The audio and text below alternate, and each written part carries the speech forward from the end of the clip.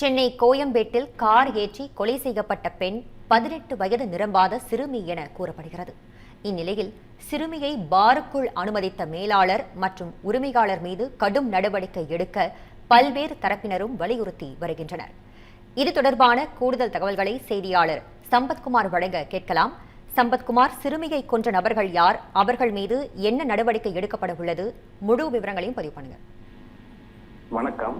சென்னை கோயம்பேடு பகுதியில் இளம் பெண் ஒருவர் பாரில் ஏற்பட்ட தகராறு காரணமாக கார் ஏற்றி கொலை செய்யப்பட்டு இருக்கிறார் என்ற கொலை தொடர்பாக தற்போது வரை 7 பேர் கைது செய்யப்பட்டு இருக்கிறார். இந்த கொலையில் அடுத்தடுத்த திருப்பமாக பல்வேறு நடவடிக்கைகளும் எடுக்கப்பட்டு வரும் நிலையில் சம்பந்தப்பட்ட பார் நிர்வாகத்தின் மீது நடவடிக்கை எடுக்கப்படாதது குறித்த கேள்வி என்பது தற்பொழுது பிரதானமாக வலுத்து வருகிறது. ஆரம்பத்தில் இது ஒரு சாதாரண சாலை விபத்து என கருதப்பட்ட நிலையில் போலீசார் மேற்கொண்ட விசாரணையில் இது திட்டமிட்ட கொலை என்ற கோணத்தில் பல முக்கிய தகவல்களும் வெளிச்சத்துக்கு வந்திருக்கிறது. இந்த போலீஸ் விசாரணையில் கொலை சம்பவத்திற்கு முன்பாக இந்த கோயம்பேடு பகுதியில் தனியார் பாரான சென்னை கேட்வே என்ற தனியார் மதுபான விடுதியில் குற்றச்சாட்டப்பட்டவர்கள் மற்றும் உயிரிழந்த அந்த இளம்பெண் தரப்பினருக்கும் இடையே கடும் வாக்குவாதம் மற்றும் மோதல் ஏற்பட்டதாகவும் கூறப்படுகிறது. அந்த மோதலின் தொடர்ச்சியாகவே இந்த இளம்பெண் மீது கார் ஏற்றி கொலை செய்யப்பட்டிருப்பதாக உறுதி செய்யப்பட்டிருக்கிறது. இந்த வழக்கில் சம்பவத்திற்கு தொடர்புடையதாக கூறப்படும் பாருக்கு நேற்று அதிகாரிகள் சீல் வைத்திருக்கும் நிலையில் அந்த பாரின் நிர்வாகம் மீது இதுவரை ஏன் நடவடிக்கை எடுக்கப்படவில்லை என்ற ஒரு கேள்வி சமூக வலைதளங்களில் பிரதானமாக வலுத்து வருகிறது. இந்த விசாரணையில் வெளியாகி இருக்கிற தகவலின்படி சம்பவத்தன்று 17 வயது சிறுமி ஒருவர் அந்த பாருக்குள் இருந்ததாகவும் அவருக்கும் மதுபானம் வழங்கப்பட்டிருப்பதாகவும் கூறப்படுகிறது. ஒரு சிறுமி எப்படி பாருக்குள் அனுமதிக்கப்பட்டார் என்ற ஒரு கேள்வி தற்பொழுது வலுத்திருக்கிறது. பொதுவாக மதுபான பார்களுக்கு அனுமதிக்கப்படும் நபர்களின் வயது முறையாக சரிபார்க்கப்பட வேண்டும். அடையாள அட்டை உள்ளிட்ட ஆவணங்கள் ஆய்வு செய்யப்பட்ட பிறகு அனுமதி வழங்க வேண்டும் என்ற விதிமுறைகள் நடைமுறையில் இருக்கிறது.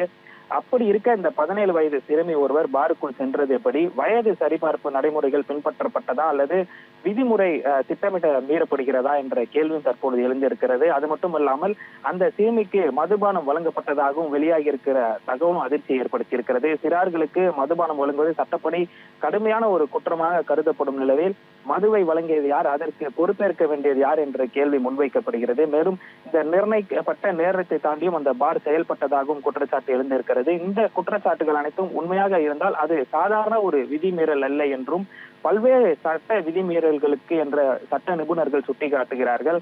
ஆனால் இதுவரை இந்த வழக்கில் 7 பேர் கைது செய்யப்பட்டுள்ள நிலையில் பார் உரிமையாளர், பார் மேலாளர் அல்லது மதுவை வழங்கியதாக கூறப்படும் ஊழியர்கள் மீது எந்த ஒரு கைது நடவடிக்கையும் எடுக்கப்படவில்லை. இந்த சம்பந்தம் நடந்த இடத்திற்கு சீல் வைப்பது ஒரு நிர்வாக நடவடிக்கையாக இருக்கலாம். ஆனால் விதிமுறை மீறல்கள் காரணமாக இந்த குற்றவியல் நடவடிக்கை எடுக்கப்பட வேண்டுமா அல்லது தற்பொழுது இந்த பொதுமக்கள் மத்தியில் இது ஒரு கேள்வியாக மாறி இருக்கிறது. இதனிடையே இந்த வழக்கின் கவனம் திசை திருப்பப்படுகிறதா என்ற ஒரு சந்தேகமும் சிலர் எழுப்பியிருக்கிறார்கள். குறிப்பாக இந்த சம்பந்தப்பட்ட பார் உரிமையாளருக்கு அரசியல் பின்புலம் இருப்பதாக சமூக வலைதளங்களில் கருத்து பகிரப்பட்டு வருகிறது. எனினும் இந்த குற்றச்சாட்டுகள் தொடர்பாக அதிகாரப்பூர்வ தகவல் எதுவும் வெளியாகவில்லை. அதே நேரத்தில் இந்த சந்தேகங்களுக்கு முற்றுப்புள்ளி வைக்க வேண்டிய இந்த பொறுப்பு என்பது விசாரணை அமைப்புகளிடமே இருக்கிறது. கோயம்பேடு இளம்பெண் கொலை வழக்கில் தொடர்ந்து புதிய தகவல்கள் வெளியாகி வரும் நிலையில் பாருக்குள் சிறார்கள் அனுமதிக்கப்பட்ட விவகாரம், சிறார்களுக்கு மது வழங்கப்பட்டதாக கூறப்படும் குற்றச்சாட்டு மற்றும் பார் நிர்வாகத்தின் பொறுப்பு தொடர்பாக விசாரணை எந்த திசையில் செல்கிறது என்பதை பொறுத்திருக்கு பார்க்க வேண்டிய ஒரு நிலை ஏற்பட்டிருக்கிறது. சட்டத்தின் முன் அனைவரும் சமம் என்ற அடிப்படையில் இந்த வழக்கில் தொடர்புடைய அனைத்து தரப்பினரும் பாரபட்சமின்றி விசாரணை நடத்தப்படுமா என்ற கேள்வியும் தற்பொழுது பொதுமக்கள் மத்தியில் அதிகமாக பேசப்பட்டு வருகிறது.